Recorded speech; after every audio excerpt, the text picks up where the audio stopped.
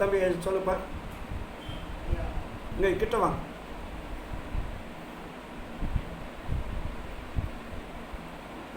நம்ம அறுசுவை உணவு, இப்போ நம்ம அறுசுவை உணவு எடுத்துக்கிறனாலையும் உணவு அதிகமாக எடுத்துக்கிறனாலையும் அந்த சுக்கிலம் வந்து அதிகமாக ஸ்டோரேஜ் ஆகிட்டே இருக்குமா?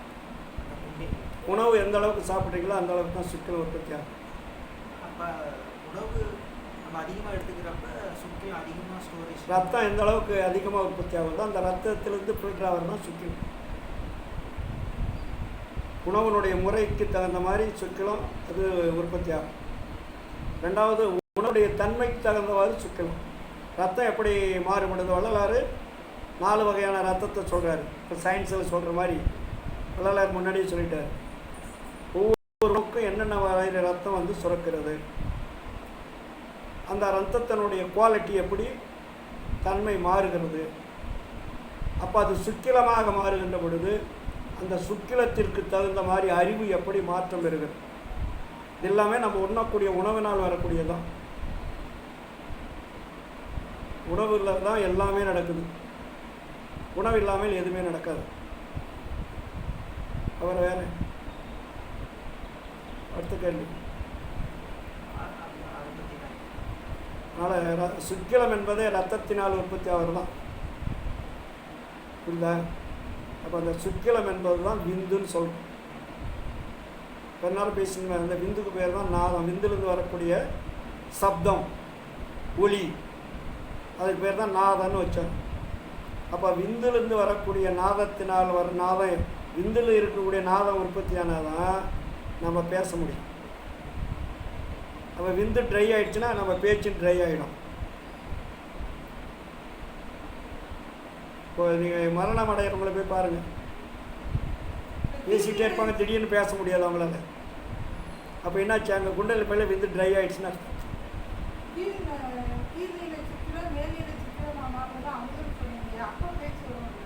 அது வந்து உலகம் பூரா தெரியும் உங்களுக்கு. வேலிலை சுக்கிலம் என்பது அமுத தாரகை. அதான் பரவிந்து பரநாதன் சொன்னோம் இல்லையா? அந்த பரவிந்து பரநாதம் என்பது நீங்கள் பேசுகிறது எல்லாமே அவங்களுக்கு தெரியும். ஆண்டவருடைய தன்மையும் தெரியும், அண்டக்கோடிகள் நடக்கக்கூடிய அத்தனையும் தெரியும். எல்லாமே வெற்ற வெளிச்சமாக காட்டுறது. இறைவன் எப்படி? உங்களுக்கு இறைவன் தெரியாது, ஆனால் இறைவனுக்கு உங்களை தெரியும். புரியுதா? நீங்கள் இறைவனை பார்க்க முடியாது, ஆனால் இறைவன் உங்களை பார்ப்பார். ஏன்னா அந்த உலகத்தில் கூடிய அத்தனை ஆன்மாக்களையும் இறைவன் தான் படைத்தது. அப்போ அத்தனை ஆன்மாக்களுடைய குவாலிட்டி பூரா அவருக்கு தெரியும். அதனால் ஆண்டவரை நீ யாரும் ஏமாற்றவே முடியாது. ஆண்டவரை ஏமாத்த நினச்சிங்கன்னா உங்களையே நீங்கள் ஏமாற்றிக்கிறீங்கன்னு அர்த்தம். புரியுதா? அதனால தான் நம்ம வந்து என்ன தப்பு செஞ்சாலும் ஆண்டவர் பார்க்குறாரா அப்படின்னு தப்பு செஞ்சிங்கன்னா மாட்டிக்கிட்டிங்கன்னு அர்த்தம். ஆண்டவர் கண்காணிச்சுக்கிட்டே தான் இருக்கார். கண்காணிக்கிறது தான் இப்போ சமயங்கள் சொல்கிற மாதிரி இல்லை, இது ஒரு ஆட்டோமேட்டிக் சிஸ்டம். எப்படி இப்போ கூகுளில் போட்டிங்கன்னா தானாக வருது இல்லை, ஃபிட் பண்ணி விட்டான்ல. நீ எதோ கேட்டாலும் காட்டுதில்ல. இப்போ கூகுளில் போய் எதை அடித்தாலும் காட்டுதா இல்லையா? அப்போ எங்கேருந்து காட்டுது? எல்லாமே ஸ்டோர் பண்ணி வச்சுட்டான். ஒலி பிரபஞ்சத்தில் இருக்கக்கூடிய எல்லா செயல்பாடுகளையும் கூகுள் வந்து ப்ரேம் பண்ணி வச்சாச்சு. நீங்கள் போய் எந்த டாபிக் அடித்தாலும் அது வரும். ரெண்டாவது, அந்த டாப்பிக்கில் யார் யார் பேசுனாங்கன்னு வருது.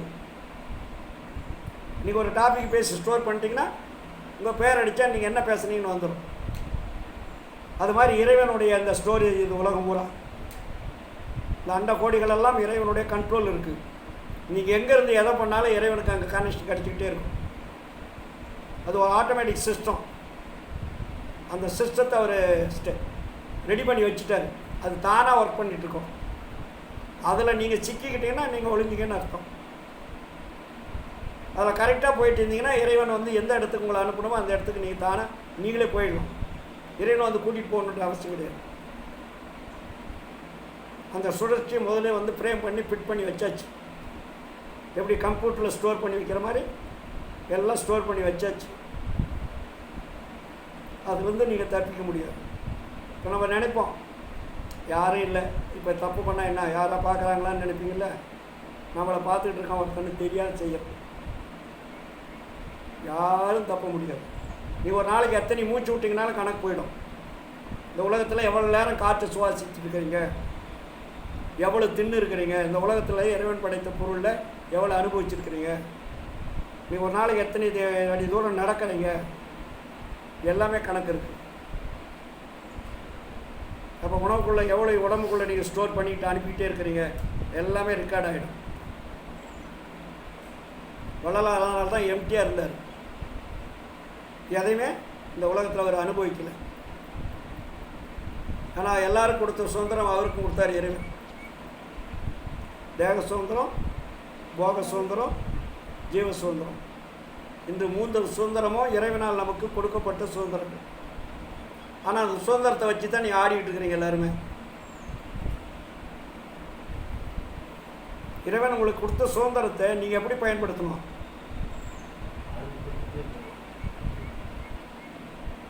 அந்த சுதந்திரம் எதற்கால் கொடுக்கப்பட்டது, எதனால் கொடுக்கப்பட்டது, இந்த சுதந்திரத்தால் நமக்கு என்ன முடிவு,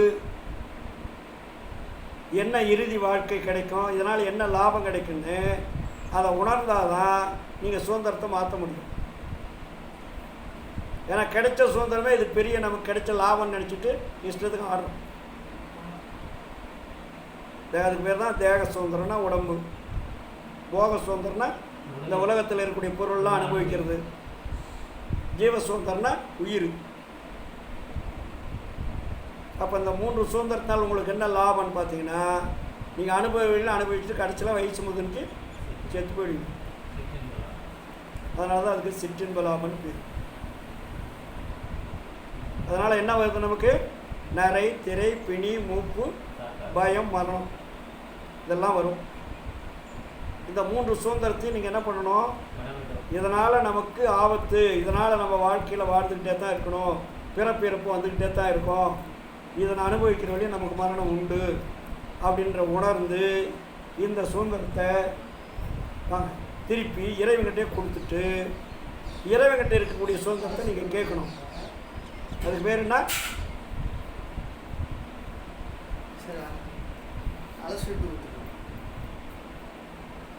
அருள் சுதந்திரத்தை பெறணும்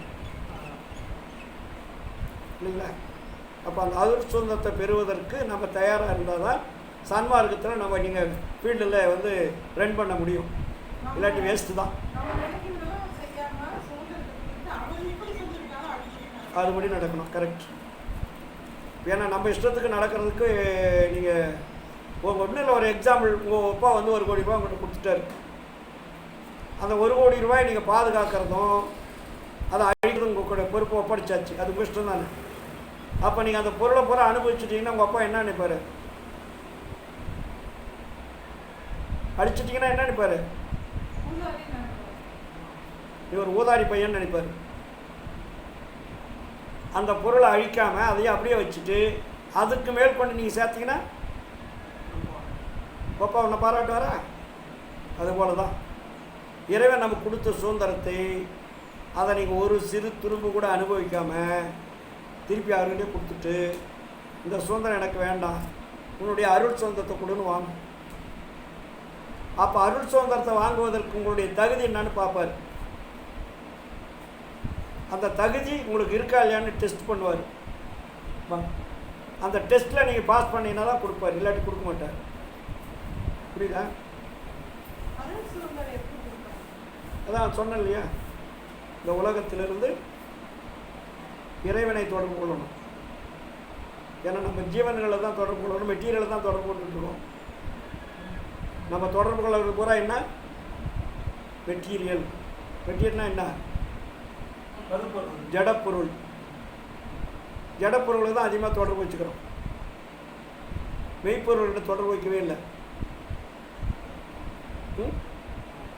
இதெல்லாம் பொய்ப்பொருள்.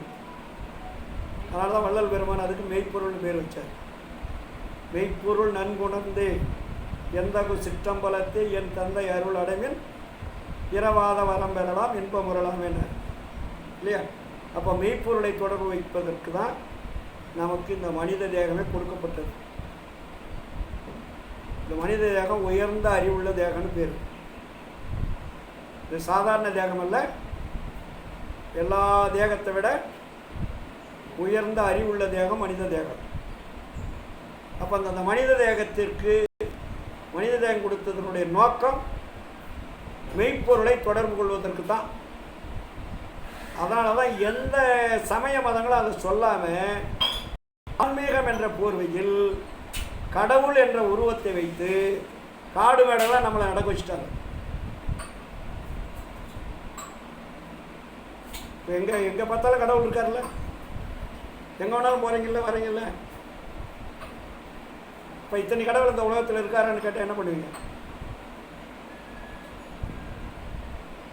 இதைத்தான் வள்ளலார் சொன்னார். பன்னெறி சமயங்கள் மதங்கள் என்றிடுமோர் பவநெறி இதுவரை பரவியது ஆதலால் செந்நெறி அறிந்தில இறந்து இறந்து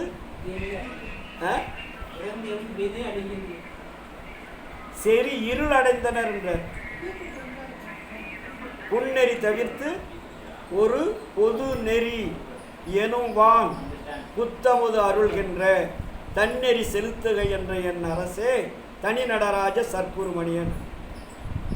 அப்போ இதுவரையில் வந்ததெல்லாம் புன்னெறினர். அப்போ அந்த புன்னெறியை எடுத்துட்டு தூக்கி அப்புறப்படுத்தணும். சன்மார்க்குன்னு வந்துட்டா என்ன பண்ணுங்க? மெய்நெறி தான் கடைப்பிடிக்கணும். சிறுநெறியை தூக்கி எறியணும். அந்த துணிச்சல் வருதான்னா வரல சன்மாரிகளுக்கு. சின்னெறியும் முடிச்சுக்கிறாங்க, பெரிய நெறியும் முடிச்சுக்கிறாங்க. கடைசியில் சாகிறதுக்கு தயாராகிட்டாங்க. தெளிவாக சொல்கிறேன். இதுவரையில் என்ன நெறி இருந்தது? பன்னெறி. பன்னெறி சமயங்கள் மதங்கள் என்றிடுமோர் பவநெறி இதுவரை பரவியது அதனால் செந்நெறி அறிந்திலர். ஒரு நல்ல நெறி இவங்க ஏன் தெரிஞ்சுக்கலன்னா, இதுவரையில் புன்னெறி தான் இருந்தது. புன்னெறினா என்ன? புழுக்குன்ற நெறின்னு அர்த்தம், சாகர நெறின்னு அர்த்தம். இந்த உலகத்தில் இருக்கக்கூடிய சமய மத நெறிகள் எல்லாமே டோட்டலாக எல்லாமே புன்னெறி தான். அந்த புன்னெறியை தூக்கி எரிஞ்சிட்டு வரக்கூடிய தில் இருந்தால் தான் நீங்கள் உங்கள் சுதந்திரத்தை விட முடியும், இல்லாட்டி விட முடியாது. ஏன்னா உங்கள் சுதந்திரத்தை கொண்டு போய் தான் சமய மதத்தில் வச்சுக்கிட்டீங்களா, அப்புறம் எப்படி உங்கள் சுதந்திரத்தை ஒழிக்க முடியும்? சன்மார்க்கம் என்பது எளிய மார்க்கம் தான், ஆனால் கடைபிடிக்கிறது கொஞ்சம் கஷ்டம்தான். பொருள் இல்லை, காசு இல்லை, பணம் இல்லை, ஆனால் கடைபிடிக்கிறதுக்கு ரொம்ப கஷ்டம். ஏன்னா நம்ம வாழ்க்கை முறை அப்படி மாறி போச்சு. எனக்கு தெரிஞ்ச 100 வருஷமாக 50 வருஷமாக சன்மார்க்கத்தில் இருக்கிறேன்றாங்க. ஒரு இன்ச்சு கூட அவங்க நகரலையே. அதே சாமி கும்பிட்றது, அதே படையில் வைக்கிறது, அதே தீபாரத்தனை காட்டுறது. வாங்க வாங்க. ஆமாம். அப்போ எல்லாமே அவங்களுக்கு வேண்டிய வழிபாட்டு முறைகள் இருந்து அவங்க கொஞ்சம் கூட மாறலை. ஆனால் கேட்டால் நான் 60 வருஷம் சன்மார்க்கத்தில் இருக்கிறேன்னு வாங்க. இன்னும் அந்த சுண்டல் கொடுக்குறதும் வடை பாயாசம் வச்சு படையல் போடுறதும் சாமிக்கு அபிஷேகம் பண்ணுறதும் ஆராதனை பண்ணுறதும் சாமிக்கு தான் இன்னும் ஊற்றி விடலை. சாமி வாயை திறந்தால் அதையும் ஊட்டி விடுவாங்க. புரியுதா? ஏன்னா அது வாயை திறக்காது, ஏன்னா கல்லாச்சு இல்லை. அது வாயை திறந்தால் தானே நீங்கள் ஊட்டி விடுறதுக்கு. அது ஒரு ஜோக் காமிச்சாங்க. அப்போது இந்த நிலையெல்லாம் நீங்கள் மாற்றணும். முதல்ல சன்மார்க்கம் என்பது சமய மார்க்கம் அல்ல, சமயம் கடந்த மார்க்கம்னு அர்த்தம். சமயம் மதம் கடந்த மார்க்கத்தை நீங்கள் அதை இன்னும் சமய மதத்துலேயே வச்சுக்கிட்டு பூச்சிக்கிறீங்கன்னா எப்படி கடவுள் உங்களுக்கு அருளை கொடுப்பாரு? இதெல்லாம் நீங்களே உங்களை ஏமாற்றிக்கிட்டு இருக்கிறீங்க. இதெல்லாம் சொல்கிறதுக்கும் ஆள் கிடையாது, கேட்கறதுக்கும் ஆள் கிடையாது. குண்டு சட்டியில் குதிரை ஓட்டிக்கிட்டே இருக்கிறீங்க. எந்த சங்கத்துக்கு போனாலும் பாருங்கள், படையில் சாப்பாடு போடுறதுக்கு முன்னாடி ஒரு இடையை போட்டு தட்டத்தை வச்சு அங்கே எல்லாம் சாப்பாடுக்கு பழம் கொண்டு வந்து அந்த பிள்ளையாருக்கு படிக்கிற மாதிரி படித்து அதுக்குள்ளார பழம் வெத்தலை பாக்கு தேங்காய் எல்லாம் வச்சு, தேங்காய் தான் ஒன்றும் உடைக்கல. அதுக்கப்புறம் தீபாரத்தனை காட்டி அதுக்கப்புறம் கொண்டாந்து சோறு போடுறாங்க. சாமி தின்னுதா இல்லையான்னு பார்த்துட்டு. எந்த சாமி தேடி சோறு தின்னு இருக்கு? ஏப்பா சொல்லு. இப்போ சோறு தின்றவங்களுக்கு சோறு போடப்பான்னா நீ சோறு சாப்பிடாத சாமிக்கு சோறு போடுறீங்க. அதுக்கு பேர் தான் வள்ளலார் வச்சார் ஜீவகாருண்யமே கடவுள் வழிபாடுன்னு. அதுக்கு பேர் என்ன? ஜீவகாருண்யமே கடவுள் வழிபாடு. நீ போய் படையில் வைக்கிறது வழிபாடு இல்லை. அந்த சாமி தின்னாது, அது ஒரு மெட்டீரியல், ஒரு ஜடம். நீ கூவி கூவி சத்தம் போட்டு சொன்னாலும் அந்த சோத்தை எடுத்து அந்த சாமி சாப்பிடாது. ஆனால் இங்கே பட்டினியோட பசியோட வறுமையோடு இருக்கான் பாருங்க, அவனுக்கு கொண்டு போய் சோறு போடுறான்னாரு. அவன் சாப்பிடுவான், பசி ஆறுவான், மகிழ்ச்சி அடைவான். அதுக்கு பேர் தான் ஆன்ம மகிழ்ச்சி, ஆன்ம நிகழ்ச்சி, ஆன்ம உருக்குன்னு பேர். இதை மாற்றணும் சன்மாரிகள். இதை மாற்றுறதுக்கு தான் வள்ளலார் வழிபாட்டு முறையை மாற்றினார். ஜீவகாரணியமே கடவுள் வழிபாடு சொல்லிட்டு இருப்பாடு. நீ மறுபடியும் போய் வள்ளலாருக்கே படையில் வைக்கிறீங்க. வள்ளலார் படத்தை வச்சு படையில் வைக்கிறீங்க, அருட்பெருஞ்சோதி வச்சு படையில் வைக்கிறீங்க. ஒரு சின்ன விஷயம் இது. இந்த சின்ன விஷயத்தை கூட புரிஞ்சுக்கலன்னா நீங்கள் எப்படி பெரிய நிலைக்கு போய் சேர்றது? யோசனை பண்ணணும். ஒரு எல்கேஜி பாடத்தில் கூட பயிற்சி ஆகலை, பாஸ் பண்ணல. அப்புறம் எப்படி நீங்கள் டிகிரி முடிக்கிறது, பல்கலைக்கழகத்துக்கெலாம் போகிறது? இன்னும் எல்கேஜிலேயும் ஜீரோவாக இருக்குது. சமய மதங்கள் செய்கிற வேலை தான் நீங்களும் செஞ்சிட்ருக்கீங்க சன்மார்க்கத்தில். ஜாதியும் மதமும் சமயம் பொய்ன்னு அச்சடிச்ச மாதிரி சொன்னார்ல, கொஞ்சமாவது அதில் பிசகு சொல்லியிருக்காரா? ஜாதியும் மதமும் சமயமும் பொய் பொய் பொய்ன்றார். ஆனால் நம்ம அதையே தான் பிடிச்சிக்கிட்டு அழுதுகிட்டு இருக்கிறோம். ஜாதியிலே, மதங்களிலே, சமய நெறிகளிலே, சாத்திர சந்தடிகளிலே, கோத்திர சண்டையிலே, ஆதியிலே அபிமானித்து அலைகின்ற உலகி அலைந்து அலைந்து வீணே நீர் அழிதல் அழகலவே. அப்போ என்ன பண்ணணும்? நீதியிலே சன்மார்க்க நெறிதனிலே நிறுத்தமிடும் தனித்தலைவர் ஒருத்தர், அவர் வீதியிலே அருள்ஜோதி விளையாடல் புரிகின்ற தருணம் இது கூவுகின்றேன் உமையே. இவ்வளோ படிக்கிறோமே, படிச்சுட்டு நம்ம என்ன பண்ணுறோம்?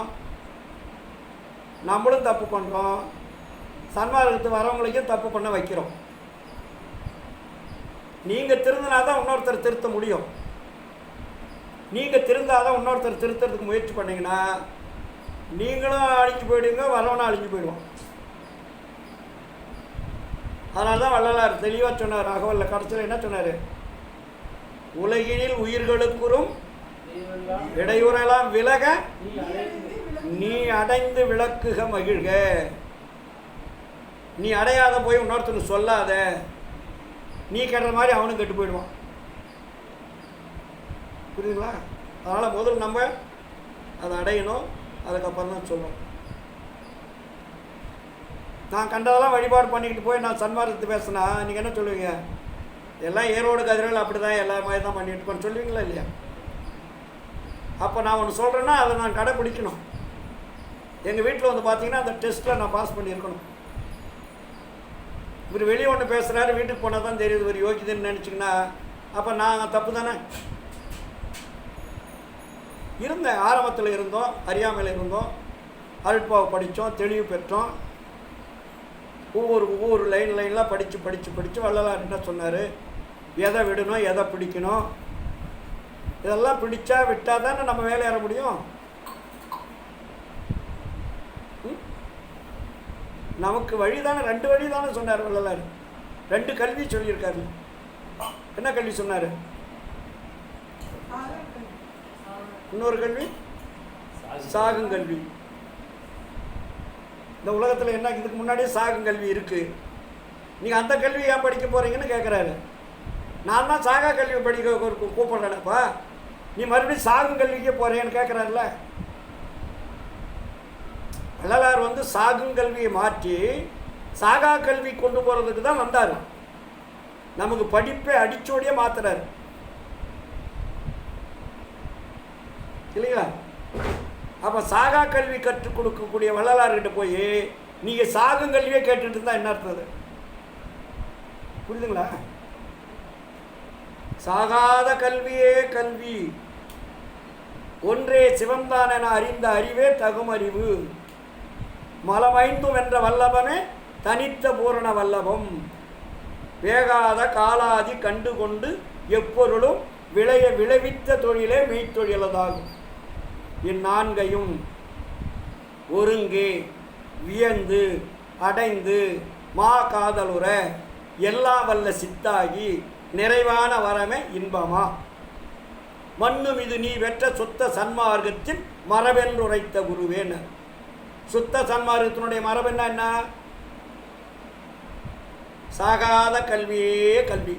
அதான் கடவுள் ஒருவரே என்றது தான் சன்மார்க்கம். அதுக்கு மேலே கடவுள்னு போயிட்டீங்கன்னா உங்களுக்கு சன்மார்க்கம் விளங்கலைன்னு அர்த்தம். நீங்களே அதுக்கு விடை தேடிக்க வேண்டிதான். ஒரே கடவுள் எப்போ நீங்கள் நினச்சிட்டு அந்த ஒரு கடவுளும் அருட்பெருஞ்சோதி தான் நினச்சிட்டு அந்த அருட்பெருஞ்சோதி ஒளியாக உள்ளார நினச்சிட்டு அந்த ஒளியை மட்டும் வழிபடக்கூடிய அறிவு எப்பொழுது விளங்குதோ அப்போ தான் நீங்கள் சன்மார்க்கின்னு அர்த்தம். இன்னொரு கடவுள் இருக்கிறாருன்னு சொல்லிட்டு நீங்கள் போய் வழிபாட்டுக்கு போயிட்டீங்கன்னா நீங்கள் ஜீரோ, சாகா கல்வியில் ஜீரோன்னு அர்த்தம். அதனால தான் அந்த பாட்டையே போட்டார். சாகாத கல்வியே கல்வி, ஒன்றே சிவந்தான அறிந்த அறிவே தகும் அறிவு. அதுதான் அறிவு, ஏற்றுக்கொள்ளக்கூடிய அறிவு. மற்றெல்லாம் பொய் அறிவுன்னு அர்த்தம். தானேன்னா ஒரே கடவுள்னு அர்த்தம். ஒன்று தான், அதுக்கு மேலே இல்லைன்னு அர்த்தம். ஸ்ட்ராங் பண்ணிக்கணும். புரியுதுங்களா?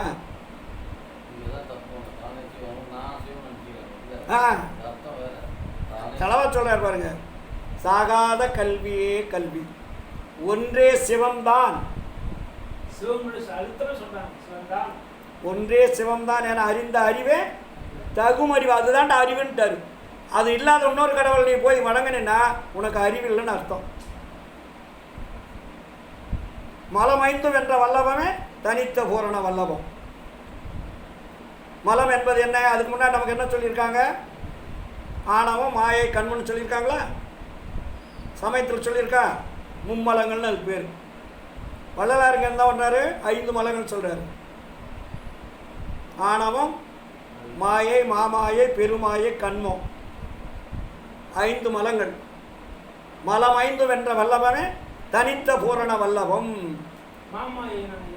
3 மாயை இருக்குது நம்ம உடம்புக்கு. இந்த உலகத்தில் 3 நிர்வாகின்னு அர்த்தம்.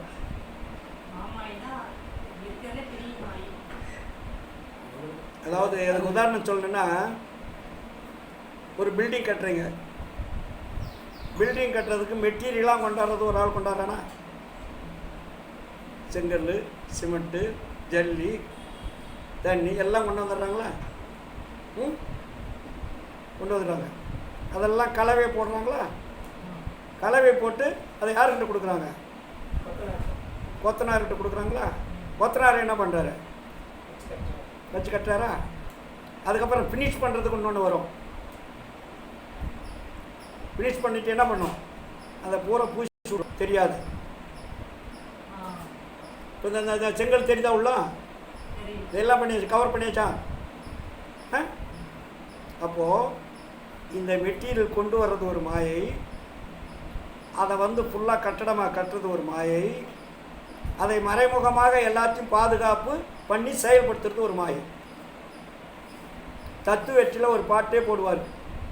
பெருமாயை என்னும் பெண் பிள்ளை நீ பெற்ற உடம்பு இது, இது சாகாத சுத்த உடம்பாக மாற்றுவது உன் செயலேன்னு பாடினால அருமையான பாடல். அப்போ இந்த உடம்பை கட்டுவதற்கு 3 மாயை தேவைப்படுது. பஞ்சபூத கருவிகளை ஒன்றோட ஒன்று இணைப்பது ஒரு மாயை, சாதாரண மாயை. மாமாயை அந்த மெட்டீரியல்லாம் சேர்த்து உள்ளே இருக்கக்கூடிய உறுப்புகளெல்லாம் ஃபிட்டிங் பண்ணுறது. இந்த உடம்புக்குள்ள தாயினுடைய கருவறையில் சேர்த்துறது ஒரு மாயை. அப்படி வச்சுங்க.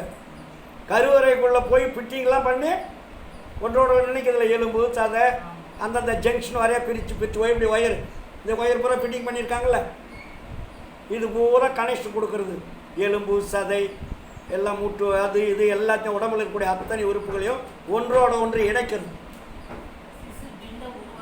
பிண்டம் உருவாகிறது. அது பூரா உறுப்புகளை கரெக்டாக பண்ணி உருவாகும். அதுக்கப்புறம் அதை முறைப்படுத்தி ஒழுங்குபடுத்தி அதுக்கு எல்லாமே எது எது எதெல்லாம் கரெக்டாக இருக்கா செட் பண்ணியாச்சா, இனி வெளியே போய் இது வாழலாமா, வாழ்வதற்குள்ள அந்த தகுதி இருக்கா அப்படின்னு பூரா செக் பண்ணி வெளியே அனுப்புறது ஒரு மாயை. 3 மாயை இருக்குது. இது யாராவது சொல்லியிருக்காங்களா சார்? மாயை சாதாரண மாயை ஒன்று, மாமாயன்னு ஒன்று, பெருமாயன்னு ஒன்று. இது 3 பேருக்கும். மாமா என்பது வேறு, பெருமாய் என்பது. நீங்கள் அந்த தத்து வெட்டின்னு ஒரு பாடல் இருக்கும், ஒரு 10-12 பாடல் இருக்கும். அதில் போய் பார்த்தீங்கன்னா மாயை பூரா பிரிப்பார் வள்ளல. இது கதிர்கள் கருத்தல்ல, இதில் சொல்கிறேன். அதில் எல்லாமே மாயை, பெருமாயை, மாமாயை, பெருமாய்க்கு பூரா விளக்கம் கொடுத்துட்டார். அதே மாதிரி மனத்துக்கும் 2-3 மனம் இருக்குது, ஆணவத்துக்கும் இருக்குது, எல்லாமே அதில் போட்டுட்டார். ஆணவம், கண்மை, மாமாயை, பெருமாயை, மனம், உள்மனம், வெளிமனம், எல்லா மனத்துக்கும் அதில் கொடுத்துட்டார். வெளிமனம் எப்படி வேலை செய்யுது? மாயை, பெருமாயை, மாயை மன்னன், மாமாயை மாமன்னன், பெருமாயை பேரரசன். அப்படி வச்சுங்க. புரியுங்களா? மாயங்கிறது அது ஒரு அரசன், அவ்வளோதான் மாயை.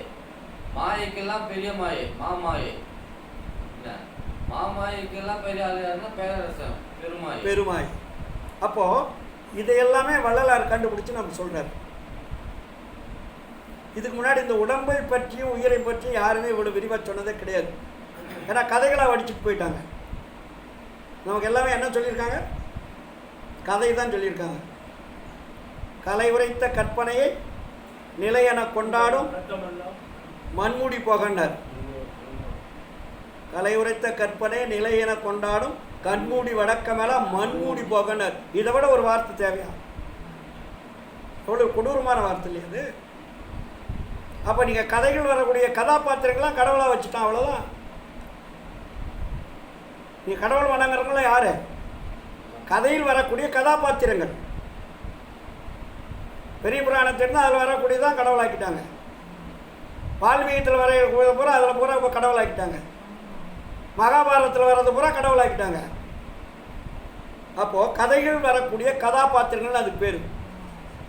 அந்த கதாபாத்திரங்கள்லாம் இப்போ என்னாச்சு? உங்களுக்கு கடவுளாக தோற்றமளிக்கிறார்.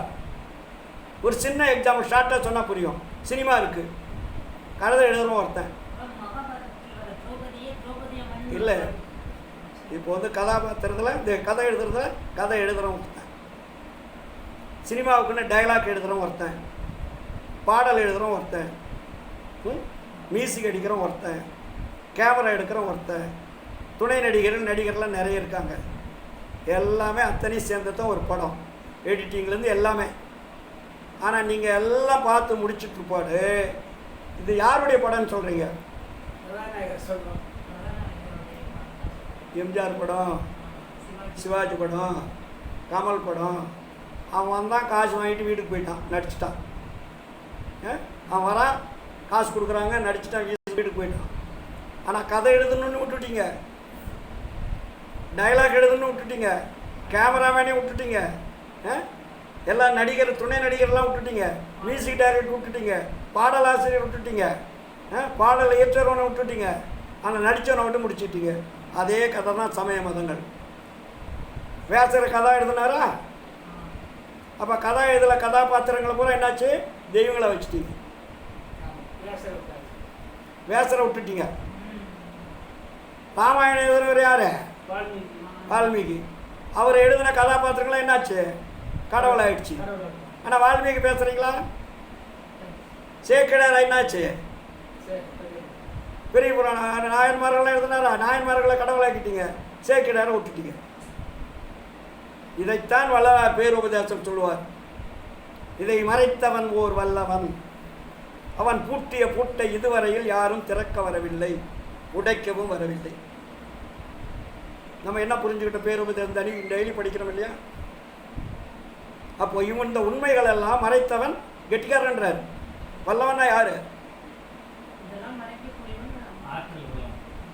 ரொம்ப திறமசாலின்றாரு. ஏன்னா அவன் சொன்னதானே இன்றைக்கு வெளியே நீங்கள் பிடிச்சிக்கிட்டு இருக்கிறீங்க. அவன் சொன்னது பொய்ன்னு சொன்னால் கூட நம்ப மாட்டேங்கிறீங்களே. அப்போ அவன் எவ்வளோ பெரிய கில்லாடியாக இருப்பான்? உங்களை நம்ப வச்சுவேன். ஆமாம், அதெல்லாம் வல்லவர் தெளிவாக சொன்னார். ஆதியிலே இதை மறைத்தவன் ஓர் வல்லவன், அவன் பூட்டிய பூட்டை இதுவரையில் யாரும் திறக்கவில்லை. திறக்க முடியல என்ன பண்ணோம்? உடைக்கணும் இல்லையா? உடைக்கிறதுக்கு ஒருத்தனுக்கு தைரியம் இல்லைன்னாரு. அதுக்கு அர்த்தம் என்ன? நான் வந்து உடைச்சிட்டேன்னு அர்த்தம். புரியுதுங்களா? அப்போ இதையெல்லாம் நம்ம தினம் படிக்கிறோம். ஆனால் நம்ம என்ன பண்ண மறுபடியும் எல்லா கோயிலுக்கும் போகிறோம், எல்லா சாமியும் கும்பிட்றோம், எல்லார்கிட்டையும் பிரார்த்தனை பண்ணுறோம். பொண்டாட்டி காப்பாற்று, பிள்ளையை காப்பாற்று, குழந்தைய காப்பாற்று. படிக்கணும், படிக்கிற பையனை படிக்க சொல்லாமல் என் பையனுக்கு படிப்பு வரும்னு போய் வேண்டுறீங்க. படித்தா பாஸ் பண்ணுவானா? கடவுளை போய் வேணா பாஸ் பண்ணுவானா? எவ்வளோ பெரிய அறியாமை இல்லையா? அப்போ நீங்கள் சாப்பிட்டா தான் சார் நீங்கள் மலம் வர முடியும், உங்களுக்கு வரும். இன்னொருத்த சாப்பிட்டு உங்களுக்கு எப்படி மலம் வரும்? அதுபோல் நீங்கள் படித்தா தான் நீங்கள் வெற்றி அடைய முடியும். நீங்கள் தொடர்பு கொள்ள வேண்டியதை தொடர்பு கொண்டால் தான் நீங்கள் ஆன்ம லாபத்தை அடைய முடியும். இதைத்தான் வள்ளலார் நமக்கு ஒரு உண்மையை வெளிப்படையாக காட்டுவதற்கு அவர் கட்டியது தான் சத்திய ஞான சபை. இங்கே இருக்குன்னது 7:45 மணிக்கு ஜோதி தரிசனம் பார்க்க போகிறீங்கள, அதுக்கு பேர் என்ன? கோயில் கட்டினாரா? அங்கே உருவத்தை ஏதாவது வச்சாரா? ஜடப்பொருள் ஏதாவது வச்சுருக்காரா? அதுக்கு பேர் என்ன? சபைன்னு வச்சார். சபைன்னா என்ன? எல்லாரும் கூடும் இடத்துக்கு பேர் சபை. அங்கே ஜாதி இல்லை, மதம் இல்லை, சமயம் இல்லை, ஆச்சார சங்கற்ப விகற்பங்கள் இல்லை. அப்போ பொதுவான கடவுள். அந்த பொதுவான கடவுள் யார்? அருட்பெருஞ்சோதி ஆண்டவர். அந்த அருட்பெருஞ்சோதி எங்கே இருக்கிறாரு? எல்லா ஆன்மாக்களிலும் இருக்கார். Very simple. எல்லாருடைய உச்சிக்கு கீழே உள்நாக்கு மேலே சிற்றவையில் இயங்கிக் கொண்டிருப்பவர். அந்த இயங்கிக் கொண்டு இருக்கக்கூடிய ஒளியைத்தான் சத்திய ஞான சபையை வெடி வச்சிருக்கார். சத்திய ஞான சபை என்னுள் கண்டனம் சன்மார்க்க சித்தியை சபையனது உலமென அபயமளித்ததோர் அருட்பெருஞ்சோதி. Very simple. இதை தினமும் படிக்கிறீங்க அகவல்ல. ஆனால் மறுபடியும் என்ன பண்ணுறீங்க? பக்கத்து வீட்டுக்காரெலாம் போனாங்கன்னா நீங்களும் டூரிஸ்ட் பஸ்ஸில் ஏறிக்கிறீங்க இல்லையா? பரமா இல்லையா? தவறு இல்லை, தவறை மாற்றிக்குங்க. இதுவரையும் தவறு பண்ணியிருக்கலாம், தப்பு கிடையாது. அதுதான் வள்ளலார் சொல். குற்றம் புரிதல் எனக்கு இயல்பு, குணமாக கொள்ளுதல் உமக்கு இயல்பு. சிற்றம்பலாவ அடிச்சிறிய செப்பு முகந்தான் யாதொழுதோ தெற்றடிய சிந்ததனை தெரிவித்து அச்சம் சுயர்தீர்த்து இற்றை பொழுதே அருள்ஜோதி ஈகத் தருணம் இதுவே. இன்னிலிருந்தாவது திருந்துங்க. இதுவரையும் குற்றம் பண்ணியிருக்கிறீங்க, நான் குணமாக ஏற்றுக்கிட்டேன், இனிமேலாவது திருந்துங்கன்றாரு. இனிமேலும் திருந்தலாம் என்ன பண்ணுவார்? கையை விட்டுருவார். எப்படி நாசமாக போங்கடான்னு விட்டுருவார். புரியுதுங்களா? கையை பிடிச்சா அழகாக கூட்டிகிட்டு போகிறாரு. சொன்ன பேச்சு கேட்கலாம் என்ன பண்ணுவார்? அப்படியே தூக்கி போட்டு போயிடுவார். இதுதான் நடந்து கொண்டு இருக்கிறது. மாறுங்கள், மாற்றுங்கள், நீங்களும் மாறி மற்றவர்களுக்கு வழிகாட்டுங்கள். புரியுதுங்களா? அதனால் தம்பி புரியுதாப்பா? உங்கள் கேள்விக்கு பதில் போதுமா? அதனால் நேரம் ஆயிடுச்சு, இன்னும் நான் கொஞ்சம் வேலைகள் இருக்குது. அதனால் நீங்களும் ஒரு 7:45 மணிக்கு போய் ஜோதி தரிசனம் பார்த்துட்டு அடுத்த தர்மச்சார விழா வருது. அடுத்ததில் வர 24ஆம் தேதி வள்ளலார் தோற்றுவித்த தர்மச்சாலை விழா வருது. அதுக்கு அடுத்தது 10ஆம் தேதி மாத பூசம் வருது. அடுத்தாப்புல வரும்போது ஒரு புதிய மனிதர்களாக, புதிய சிந்தனையாளர்களாக. நீங்கள் நன்றியை தெரிவிக்க வேண்டாம், அவர் சொன்னதை கேட்டால் போதும். இறைவன் உங்கள் நன்றி, நம்ம நன்றியெல்லாம் இறைவன்லாம் ஏற்றுக்கிறதுக்கு தயாராக இல்லை. ஆமாம், நீங்கள் ஒவ்வொரு அடியும் எடுத்து வைக்கும்போது அவர் ரசிக்கணும். நீங்கள் போகிறது என்னுடைய ஆன்மா இந்த வழியில் போகுதுன்னு பார்த்து அவர் ரசிக்கிற அளவுக்கு நீங்கள் நடந்தால் போதும். அதனால தான் வள்ளலார் யார் சொன்ன, வள்ளலார் என்ன சொன்னார்? ஆண்டவர் ஞான சபை தலைவனுக்கு நல்ல பிள்ளைன்னு பேர் எடுத்தார் அவர். அது மாதிரி நீங்கள் நல்ல பிள்ளையாக பேர் எடுக்கணும். வள்ளலார் ஞான சபை தலைவனுக்கு நல்ல பிள்ளை நான் துணிச்சல சொன்னார். அப்போ எவ்வளோ அந்த அளவுக்கு அவர் நல்ல பிள்ளையாக இருந்தால் அந்த வார்த்தையை அவர் சொல்லுவார். நீ ஒருவன் தான் என் பிள்ளைனார் ஆண்டவர். அப்போ மற்றவன்லாம்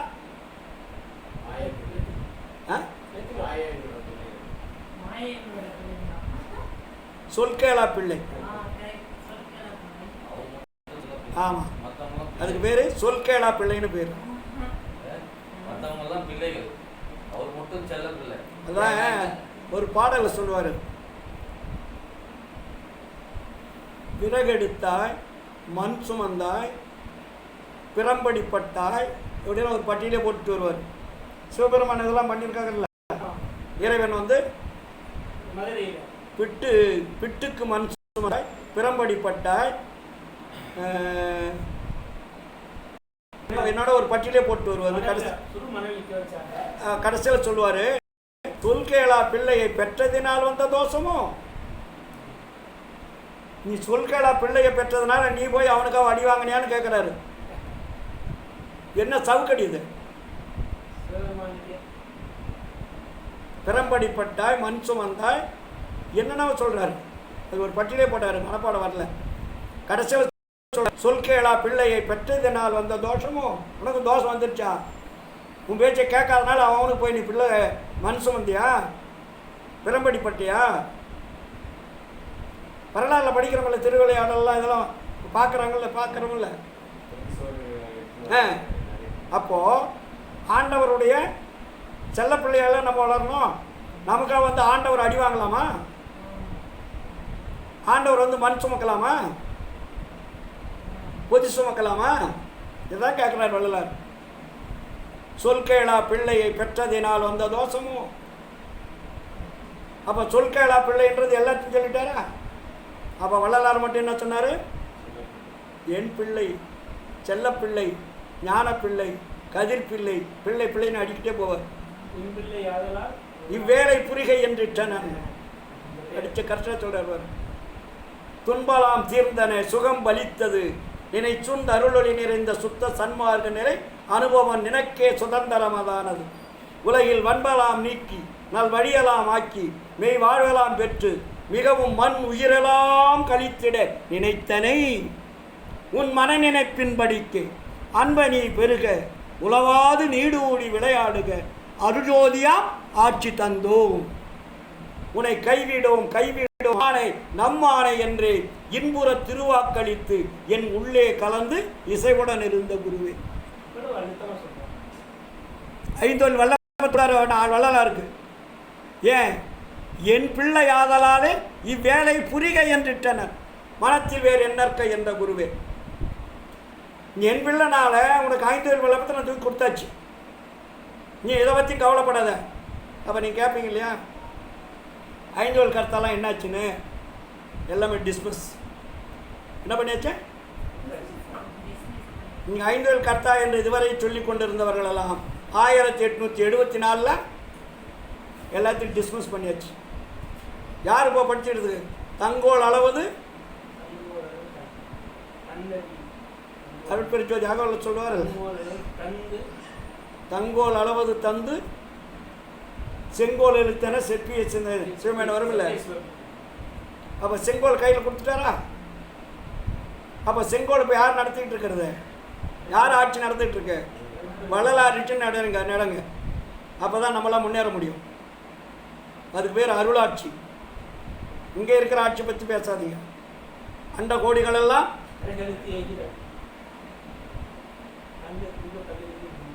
சொல்கிறாரா? அப்போ அந்த அண்ட கோடிகளெல்லாம் இப்போ செங்கோல் நடத்தக்கூடிய வல்லமை யாருக்கு கிடைச்சிருக்கு?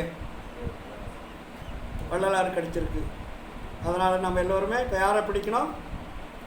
அருட்பெருஞ்சோதி ஆண்டவரை பிடிக்கணும். ஏன்னா வள்ளலார் கடவுள் நிலையறிந்த மயமாயிட்டாரு.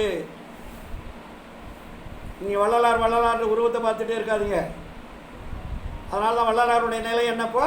கடவுள் நிலையறிந்த மயமாகிவிட்டார். வள்ளலார் என்ற கேரக்டர் இப்போ கிடையாது. அதுக்கு பேர் தான் கடவுள் நிலையறிந்த மயமாதல்னு பேர். அதுக்கு பொன்னுடம்பு எனக்கு பொறிந்துடம் பொருட்டால் எண்ணுலம் கலந்த எந்தனி அன்பென்றார்ல. இப்போ அவருடைய கலந்துட்டாரா? கலந்துட்டு பாடு வள்ளலார் எங்கே இருக்காரு? அருட்ஜோதி ஆனேன் என்று அருடாட்சி பெற்றேன் என்று சொல்கிறார்ல. பொருட்சார்பு தீர்ந்தேன் என்று ஊசை பழித்தது என்று சொல்கிறார்ல. அப்போ அருளாட்சியை இன்னைக்கு யார் நடத்திட்டு இருக்காருன்ற ஒரு உணர்வு உங்களுக்கு வந்துட்டா நீங்கள் எதுக்குமே பயப்பட வேண்டியதில்லை. ஏன்னா நீங்கள் அவரை பிடிச்சிக்கணும். அருளாளர் பிடிச்சிக்கிட்டிங்கன்னா உங்களுக்கு பயம் இருக்குமா? அதான் வள்ளலார் சொன்னார், அருளாளர் வருகின்ற தருணம் இது தோழி, ஆயிரம் ஆயிரம் கோடி அணிவிளக்கேற்றிடுக, தெருளாய பசு நெய்யை விடுக, மற்ற நெய்யை திருவேணிக்கு ஒரு மாசம் செய்தாலும் செய்யும். மருளேல் அங்கு அவர் வேணி விளக்கம் அது என் கடந்த மதி கதிர் செங்கனியன்னு கூடியும் சால அருளுமாங்க. பசுனைன்னா நம்ம மாட்டு பசுனை, அதாவது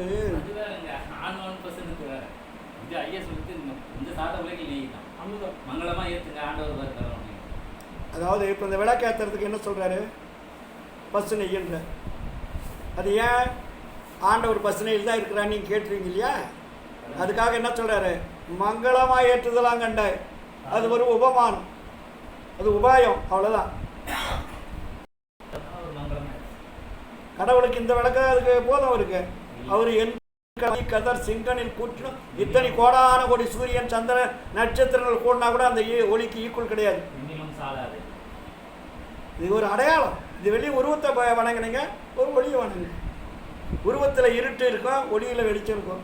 இது கூட தெரியாதான், சிம்பிள். உருவத்தில் என்ன இருக்கு, இதில் என்ன இருக்கு? பிரகாசம் இருக்கு. இதை லைட் ஆஃப் பண்ணிவிடுங்க, இந்த சுவிட்ச் ஆஃப் பண்ணிடுங்க, என்ன இருக்குங்க? இதை எழுத்துங்க, என்ன இருக்குது? அதான். அப்போ ஆன்ம பிரகாசம் உங்கள்கிட்ட எல்லாமே இருக்குது. அந்த ஆன்ம பிரகாசத்தை உடல் பிரகாசமாக மாற்றுங்கன்றார். இந்த உடல் புற பிரகாசமாக மாறும். ஊனுடம்பே ஒளி உடம்பாய் ஓங்கி நிற்க ஞான அமுதம் நல்கிய நாயகனே. அப்போ அந்த ஊன் என்ற அணுக்கள் புற ஒளி அணுக்களாக மாற்றணும். இதை மாற்றுவதற்கு தான் பயிற்சி. அதுக்கு பேர் தான் சாகா கல்வி. அந்த கல்வி கற்கணும். அதுக்கு ஒழுக்கம் தான் பேசிக். பேசிக் என்ன? இந்திரிய ஒழுக்கம், கரண ஒழுக்கம், ஜீவ ஒழுக்கம், ஆன்ம ஒழுக்கம். அந்த ஒழுக்கத்துக்குள்ளே நிறைய விஷயங்கள் இருக்குது.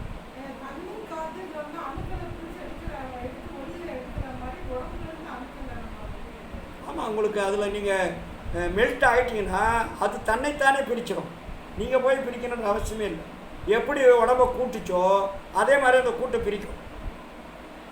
நீங்கள் கருவறைக்கு, தாயினுடைய கருவறைக்கு வராது முன்னாடி எங்கே இருந்தீங்க, என்னவா இருந்தீங்க உங்களுக்கு தெரியுமா? ஆன்மா எப்படி வந்துச்சு, உயிர் எப்படி வந்துச்சு, விந்து எப்படி வந்துச்சு, சுக்கில சுரோனத்துக்குள்ளே ஏன் போகணும், அங்கே போய் என்னென்ன வேதியியல் மாற்றம் நடக்குது, அந்த அணுக்கள்லாம் எப்படி ஒன்றோட ஒன்று இணைக்கப்படுது, அது இணைக்கப்பட்டிருப்பாடு உள்ளே இருக்கக்கூடிய உறுப்புகளெல்லாம் எப்படி ஒன்றோட ஒன்று இயக்குவதற்கு உண்டான ஒரு பெரிய ஃபேக்ட்ரியாக உள்ள நடக்குதுல்ல. அந்த ஃபேக்ட்ரிக்குள்ளே அத்தனை வேலைப்பாடு வச்சு ஒரு பெரிய ஒரு ஆட்டோமேட்டிக் சிஸ்டம் இன்ஜினை உற்பத்தி பண்ணுதில்ல. இந்த உடம்புக்கு ஏதாவது கனெக்ஷன் இருக்கா வெளியே? தானாக இயங்குதில்ல. எந்த உயிரின எது வந்து தானாக இயங்குது? உயிர் உள்ளது மட்டும்தான் தானாக இயங்கும். அப்போ அவ்வளோ பெரிய மிஷினரி ஃபிட்டிங் வச்சுருக்கிறது யார்? நீங்களே வச்சுக்கிட்டீங்க. கேட்டால் நான் தான் பெற்றேன், என் குழந்தை, என் பொண்டாட்டி, என் மையன்னு சொல்கிறீங்க. அதான் வேலைக்கு வருவார். புரியுதுங்களா? அதனால் சாகாத கல்வி கற்கணும். சாகா கல்விக்கு ஒழுக்கம் முக்கியம். ஒழுக்கத்தினுடைய ஒவ்வொரு பயிற்சியும் தான் சாகா கல்வியினுடைய பயிற்சி. உணவிலிருந்து, ஒழுக்கத்திலிருந்து, நித்திரையிலிருந்து, செயல்பாட்டிலிருந்து நாம் செய்யக்கூடிய ஒவ்வொரு சிறு சிறு சிறு வேலைகள் எல்லாமே ஒழுக்கமாக இருந்தால் தான் அது வந்து அந்த அணுக்களை மாற்றக்கூடிய சக்தியை, எனர்ஜியை அது உருவாக்கும். அந்த உணர்ச்சிகளையும் ஒழுக்க நெறிகளையும் நம்ம கொண்டுகிட்டே வரணும். கொண்டுகிட்டே வரும்போது இந்த உடல் மாற்றம் தன்னை மாறும். புரியுதுங்களா? நேராச்சுங்க. எல்லாம் ஜோதி பார்க்க போகிறீங்களே.